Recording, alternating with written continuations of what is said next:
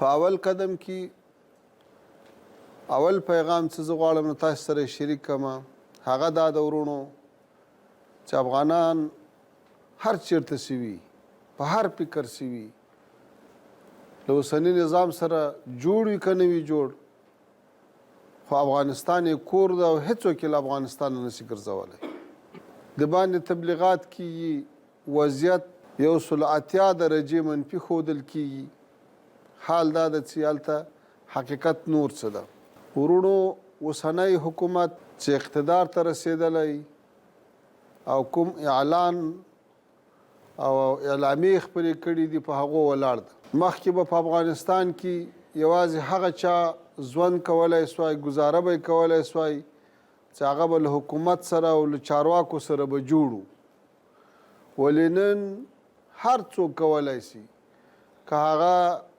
تیر 20 کاله د موږ په خلاف درېدلی وي هم هغه خپل کور ته خپل کلي ته خپل پټي ته خپلې باغچې ته خپلې ایدرې ته خپل غم او خپل ښادۍ ته آزاد تګ راتګ کولی شي هر څوک آزاد تجارت کولی شي د افغانستان هر وګړی چې له څومره حقوقو نه برخمن ده دغه ورونه هم برخمن دي چې دا په بهر کې اوسي نو اول خو د موږ هیله دا ده چې تاسې خصوصا د ماسکو میشت ورونه دلته ښه اقتصاد لرئ کاروبار لرئ سرمایې لرئ څومره چې وس کېږي په خپل هیواد کې سرمایه ګزاري وکړئ خپلو هیوادوالو ته خدمت وکړئ او که د چا دا وس نه وي د لې غریبي کوي مزدوري کوي تعلیم کوي کاروبار کوي